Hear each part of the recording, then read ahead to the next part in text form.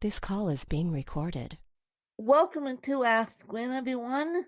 For those of you that didn't catch Meilin's first episode, go back and listen to that before you catch this one, because this one is going to be about pregnancy and having cerebral palsy, because you people wanted to ask me several of you have asked me over the years, well, when are you going to have kids? Are you going to do the pregnancy route, because you're women and you're a woman, and you have asked me that.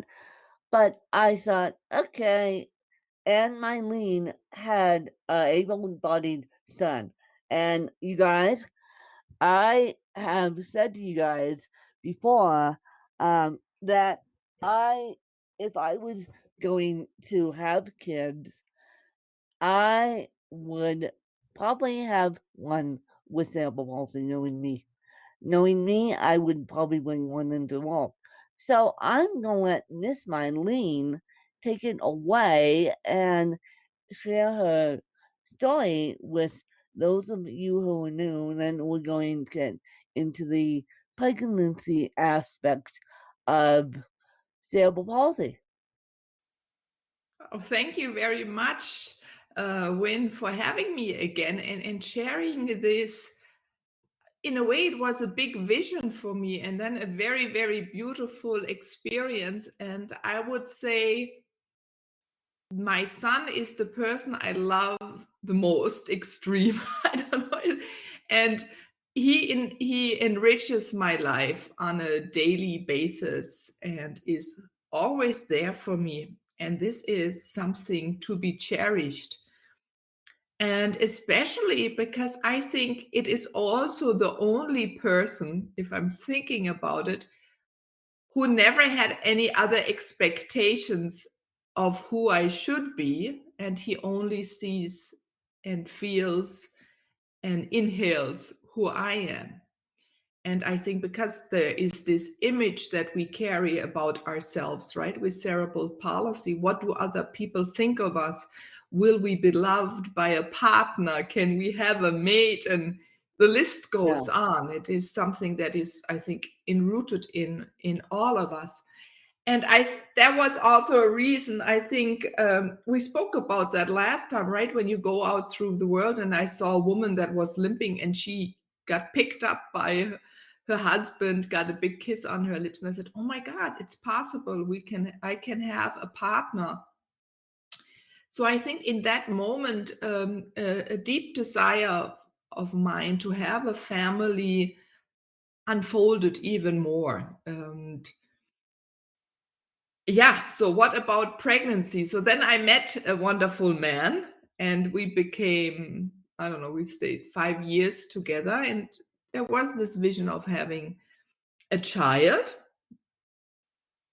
So and I remember though, then when it was becoming more serious approach, there were two things that happened. I was at that moment in the process of learning more about my own body. How could I change my body, right? I wanted an operation so I wouldn't limp anymore, until I understood, no, it comes from the nerves anyway. If I have a shorter leg, who cares? Then I looked at what can I do exercise wise to change my hips. I went into more of yoga, and there I found more the connection to energy flow, which fed my body. And I think there was, if I go back precisely and think about it, it was very important for me to optimize my body. There was a strong, strong desire to learn more how I can transform my own body, right? Through meditation, certain exercises, zoning into the universe. And that helped me to relax much more, to become a little bit more limber in the in-between phases, and not to tighten as much in the normal resting phases, right? For us, we always tighten so much. And observed also what I eat, because through eating, we also, if we eat the wrong things, our body tightens more extreme. Naja, so I noticed I wanted to get fit. So that was in my behind, because I wanted my body to be in good shape for pregnancy. But then there was another thing, many of us with cerebral palsy had a birth trauma where we stayed too long in the womb. And I did stay also too long in my mom's womb. Yeah. First, I remember she told me the story, she went to the hospital. People didn't believe, that was 68, right? But people didn't believe she was ready to give birth. They didn't call the doctor in the middle of the night, even though she had lost her water. Then I was breech. She was left alone for hours. So I came much, much, much too late.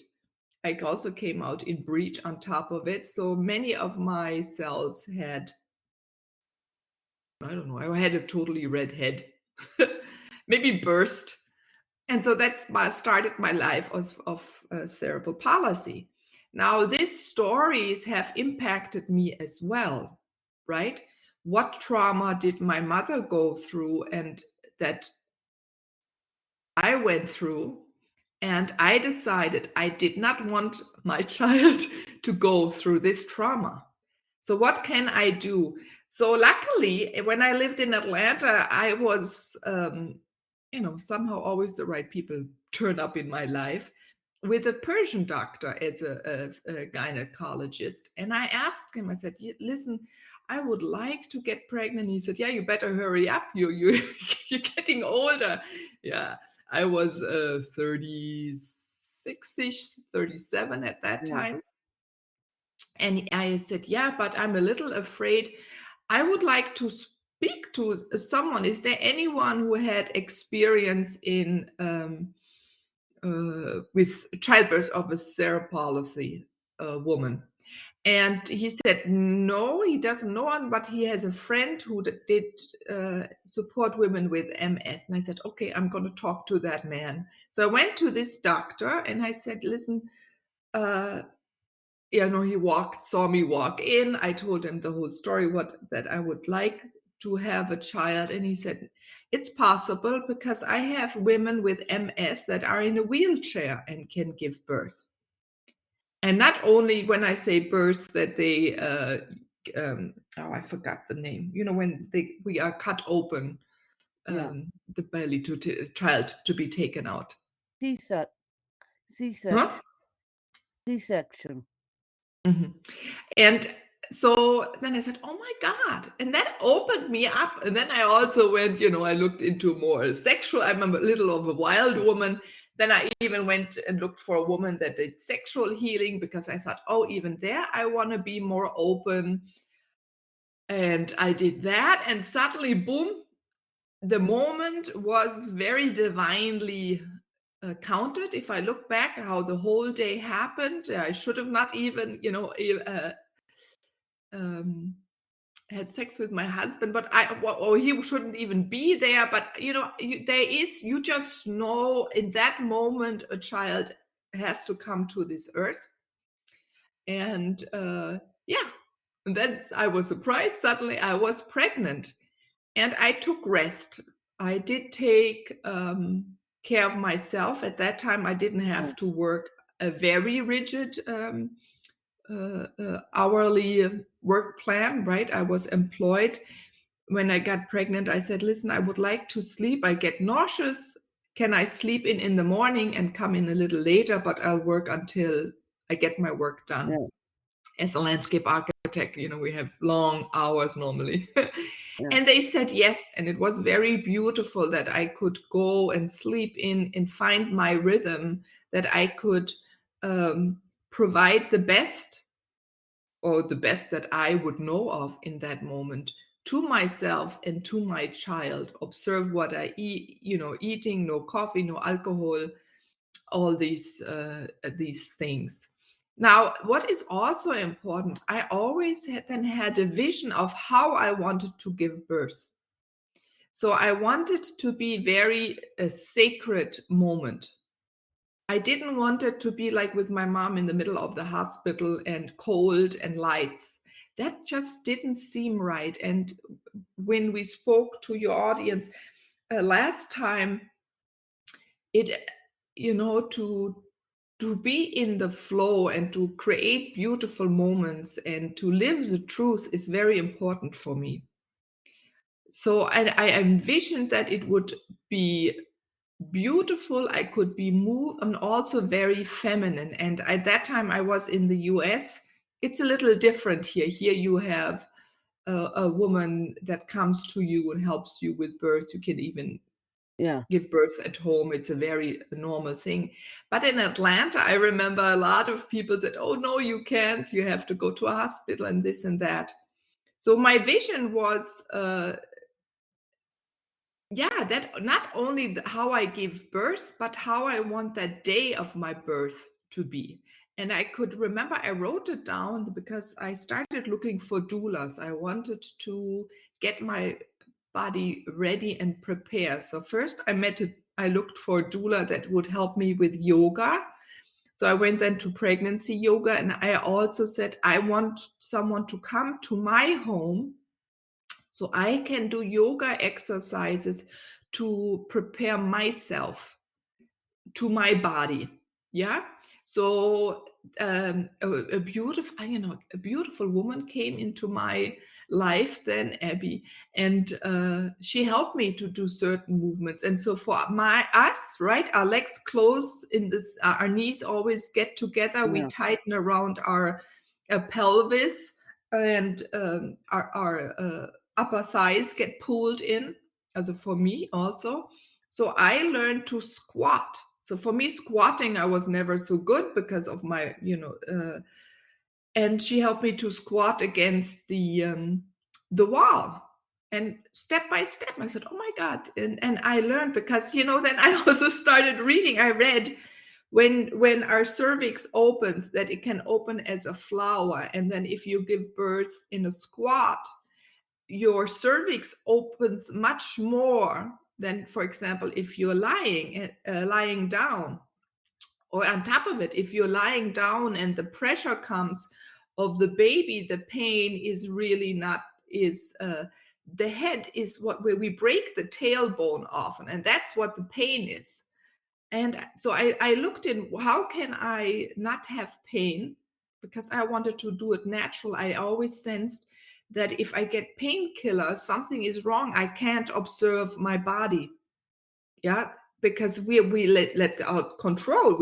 I give over control to doctors, and I was very afraid of that. Another thing I did to prepare myself was because, I don't know, in some kind of book I read something and there was in the war where a woman was looking for a doctor, and she just gave birth in the, where the soldiers were, in the bottoms down in the soil in the First World War. But she just stood there with a hand against the wall and gave birth right then. She could do it, and she was not in pain. So this inflicted something in my head. So I said, how could I get that? And I found a birth hypnosis. And again, I found a fascinating woman. She was a lawyer, and that was very important. She's told me one sentence. It never left me, and I'll get back to that. Meilin, she said, when you're in the hospital, you have control. So if they cannot do anything to you if you do not want it. And I don't like syringes, and I never wanted to be put into the situation where they take over. So that was in the back of my mind. So everyone, remember, when you're in the hospital, when you're in the doctor, take control of your desires. Don't let someone else influence you, because no one knows you as well as you know yourself.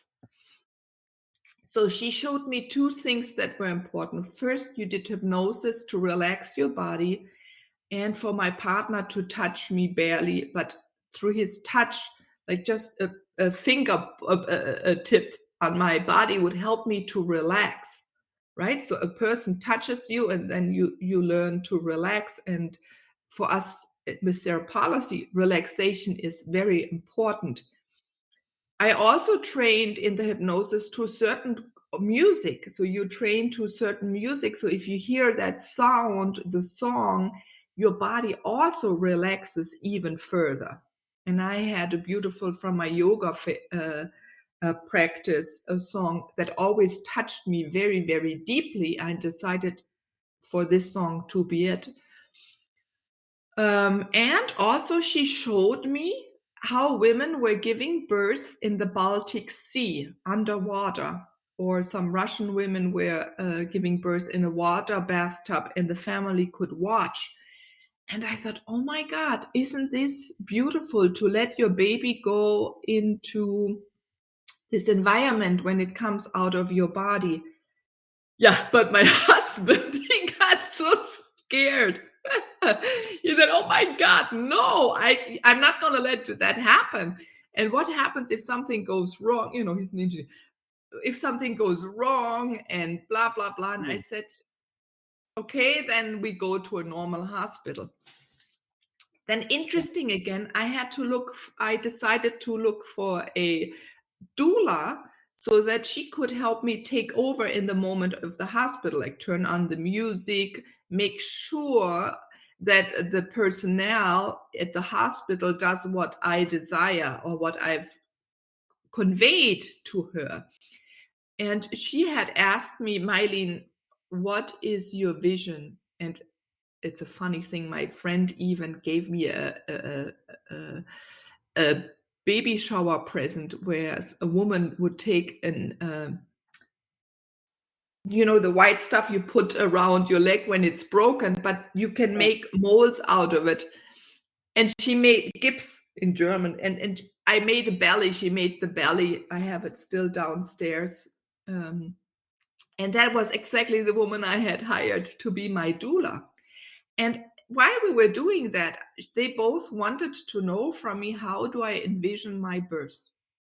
And I spoke it out loud. And I said, yeah, I see myself walking around when I notice my, I forgot the English words now.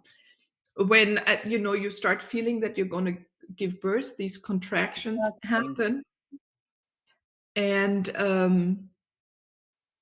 that I would be walking outside in nature, and then I would go comfortably to the hospital and give birth, and maybe even in water. It's Yeah. interesting. Now, I have a question for you, because most of us with cerebral palsy have what they call tone and spasticity. So, with the pain of pregnancy, and I'm going to be blunt here, with the pain of pregnancy, did your cerebral palsy go absolutely berserk and off the wall? Because that's when I have if and when I have a kid, that's my biggest fear. That my cerebral, I won't be able to control my cerebral palsy. This was exactly the fear I had, so that I would tighten. No, I'm lucky I can walk a little bit, right? So, but I do also spasm all day, and if the more tired I get, the worse I walk. Yeah. I think that's why I really looked at two things. Are they showing us the truth when they're showing birth? Are they giving women the opportunities to give birth how we are built? What, right? Is there an ancient way? I've learned, no, we are not. We're giving birth in a style, most of us in a hospital, on a bed, our legs pulled up, and that was practical for a French king's a physician once, right? Yeah. Which at that time they had no respect for women and didn't even know anything about women. So I really went back back to look, how did women give birth before? And often giving birth standing or in a squat is the most beautiful thing. And if you start looking, we've been giving birth this way for hundred thousands of years. So I think so. I really, because I was so scared and I knew there is another way. I just knew that. And I had to outsmart my cerebral palsy and outsmart everything else. So that's why it was so important at the extreme to get my body even ready before I would get pregnant, right? Why at that time? I don't do that so much sports anymore, or relaxation or yoga or flexibility. I did that. I was sometimes every single day, 2-3 hours. I meditated so I would relax. I learned that for a year prior. Massaging, how does energy flow through my body? I that was my nourishment. I explored it first. I made sure I could feel it. I trained myself in a way. And this is, I think, is the most important. So I could have be more relaxed going into that. And also the vision that I had, there was such a strong desire that I said, there has to be a more beautiful way, a secret way to give birth. So this vision carried me and took away many of my fears and preparing. So going to learn how a yoga pregnancy, that was not so much, but getting the woman that fits for me to help me with my body, how my body moves, right? Because she could see when and how I tighten and help me there to get more limber. Or the hypnosis, right? The pregnancy hypnosis. Even again, what can I use to get my body more relaxed when I may be afraid? Yeah, and you get trained even to go in that time differently to the toilet, that you even practice relaxing your body when you give bowels. Yeah, to totally relax. And we're all taught to squeeze, right? We're all taught to tighten. And so this was important to really take away my fears. What could I do to take away my fears? What could I do to let me understand what else is there through childbirth? So that I was researching my whole pregnancy, and I barely had problems. Yeah, and I still did. I think I taught yoga in a library once a week until my 7th month. I flew to Italy in my 8th month of pregnancy. I got married in Italy, highly pregnant. Yeah, and made it luckily back on the plane. One plane didn't want to take me back anymore because we had a Air France stop. Delta would fly women very pregnant still, but the French didn't. So I begged her to let me get on that flight to get back to US after my marriage wedding. Yeah, so so that vision was so important. How do you envision your birth? Dictate your birth. And I remember this doula, she said, oh, Meilin, it normally comes totally different than you think. But I said, no, this is not going to be the opposite of what I desire to create. So again, we have to put a certain intention. And we with cerebral palsy, we are very determined, right? There is something in us because we always have to outsmart ourselves. You are a beautiful example of speaking anyway, inspiring people. I do the same. And there was Daniel, I found a guy on the internet recently. He goes to the gym and is very, very strong, even barely can walk himself, but in the gym, he trains his body.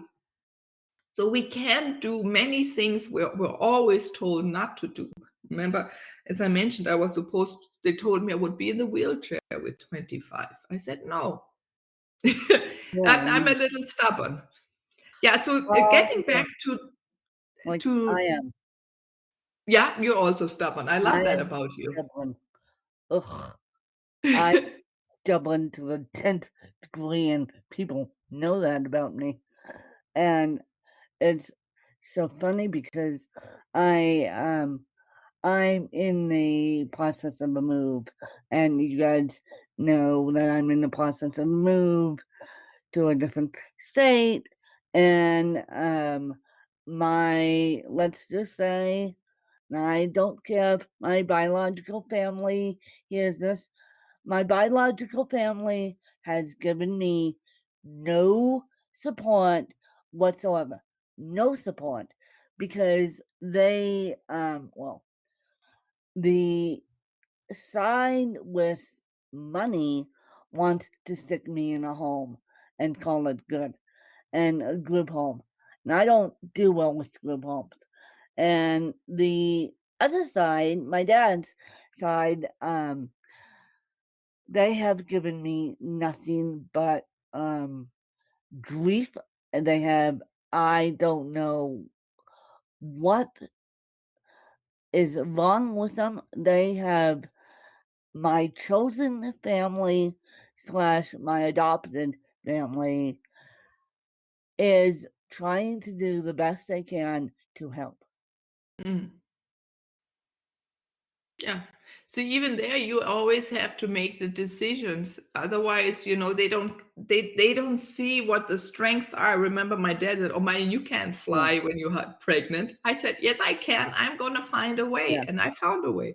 You know what airlines can take me, and I also there envisioned. I wanted to have a marriage in not in church, but still in a beautiful setting. And even there it happened. So I think we should not neglect ever, as you have now with that move, this vision, this intention of what we want, and to really believe it and know it's possible.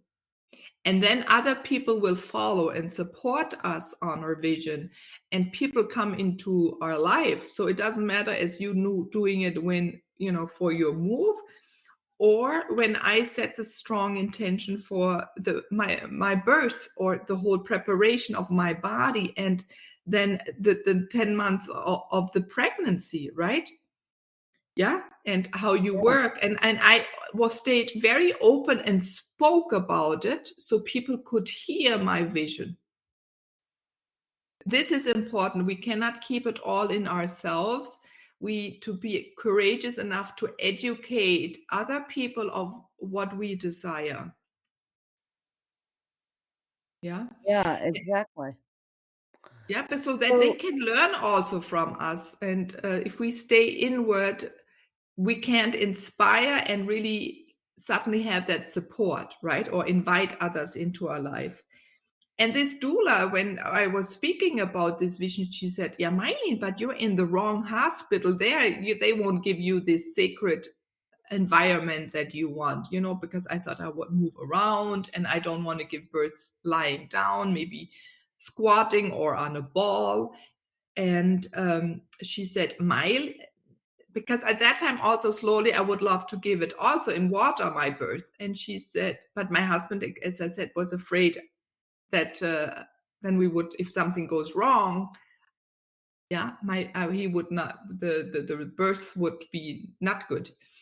So then I was in the 32nd week of my pregnancy. I decided to switch hospital because she told me there's another hospital in Roswell, close to Atlanta, where they have a bathtub that you can give birth in the bathtub, but they have a room next door. So if you need, they have to cut me open, then I could go in there. And there was a backup plan. I thought, oh my God. So that made my husband also relax more. yeah. This is also important because he felt safe. His desires were met as well. Yeah. So then we were having two visions. And then, I don't know, then I remember a friend was there and she said, Meilin, call me whenever there is something, from a mom of my friend, because my mom at that time lived in Germany. And so one night I wake up and I said, my water broke. And I said, okay, my water broke, but I was too tired. So I stayed a little bit more in bed. Next morning, I started knowing that, the tightening started. And I called my friend's mom and she said, Meilin, you better go now. And your baby could come any moment. And I said, no, I don't feel like going yet. I called the doula and she said, oh, how far apart are your Mensch, the tightening, right? And I said, I don't know, Yeah. it's 45 minutes, half an Yeah. hour. And she said, yeah, you got a little time. Call me again when it gets more. Now, yeah, then suddenly it did get more. And I said to my husband, we better go because I always know also that there's a lot of traffic going. Atlanta, you have a lot of traffic Yeah. getting to that hospital. Yeah. Sometimes we need an hour, even though it's 15 minutes if there's no Yeah. traffic. So we went there and there was a little pain, but it was this tightening pain and it was not painful. It was it was just tightening with a little pressure, tiny pressure. So then I always relaxed into it. And then I went to the doctor office was right across the street of the hospital. And I went in there too. And I said, oh, I'm ready to give birth. And because you had to see the doctor first, because before they let you into the hospital.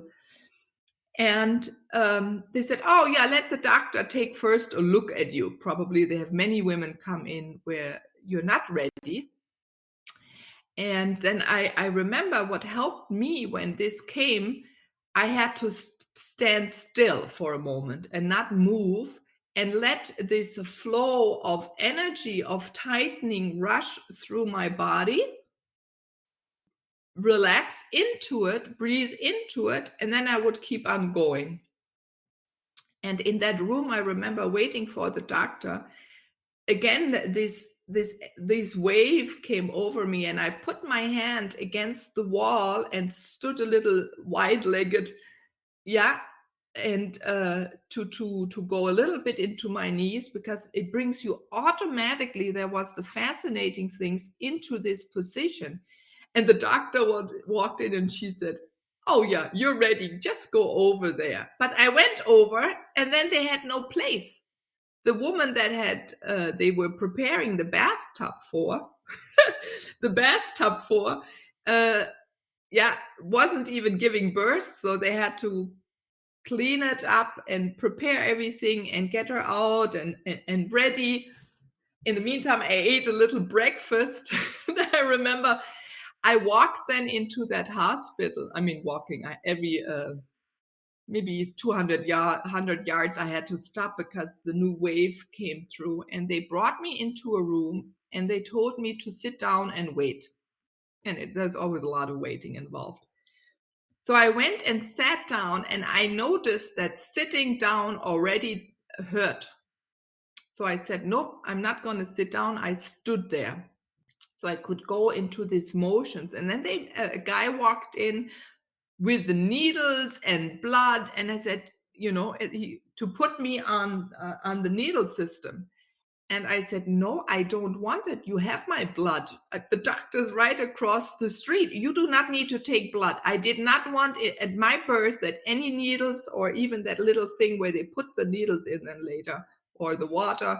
And he looked at me awkwardly. I think he'd never heard that. But that was in my back mind, I heard this woman, the hypnosis woman who was once upon a time a lawyer, where she said, no, you don't have to do anything. So he walked away. Doctor came in again and said, you don't want it? I said, no, I want to give a natural birth until I cannot not anymore. Then you can still hook me up. And I remember then they wanted to see how much I had dilated. And for one moment, I had to lie down, and this rush came while she was looking how much dilated I was. It hurt a little. It hurt. It was uncomfortable. So that was the only moment I laid down. Then I got up, walked over to the bathtub. They opened the bathtub, and I remember they open up and then they fill it up even more. The moment they poured warm water over my back, I could feel everything relax even more. So really, one should have, because I didn't want touch. It was, you don't want touch on your body because you take care of your own body. But the warmth of the water that was being poured over and over onto my back, I loved that, and it helped me relax. Also, even though I practiced squatting, I didn't squat. I went on my knees and my hands. So I was on all fours in that bathtub and waited for the rhythm of my body to gently let my child out. And by then, finally, the doula arrived. She was also stuck in traffic, put on the music, and it was a beautiful time. And I think just once she said, maybe push, and I said, no. But then I let out one scream because I said, I want to feel how it is to scream. So I Yeah. tested even while I was giving birth. How is it if you scream, like a battle scream? And I thought, no, I didn't even need it. So it was really to let out energy. That's why it was a scream like a karate guy, like "Huh!" or something like Yeah. I can't remember. But I stayed with myself, and only the touch of the finger of my husband next to me and the beautiful music was all. And then suddenly, it made flip, and my son came between my legs up front, and I looked at him in through the water. I couldn't even take him out. I saw his blue eyes and his red lips, and I thought, how beautiful. It's unbelievable. How beautiful. What a beautiful baby. I knew it was a boy before. So what a beautiful boy. And I looked and looked at them. He was underwater. And then the woman said, don't you want to take him out? He was so precious. I really enjoyed his beingness, his beauty. And so I took him in my arm in the water. I was sitting there maybe for 20 minutes with my baby in my arm in this warm bathtub, my husband next to me, and then by that time I could touch again his arm around me. And I could feel it was so sacred. It was so beautiful. And he came with the music that I loved so much. Yeah. And that was it. I did tear a little bit, so then the water became a little reddish, but only minute because I had let open. And in that moment, I should have not tried that one squeezing, because I knew in that moment was that one squeeze where I did not give my child time in his own comfort.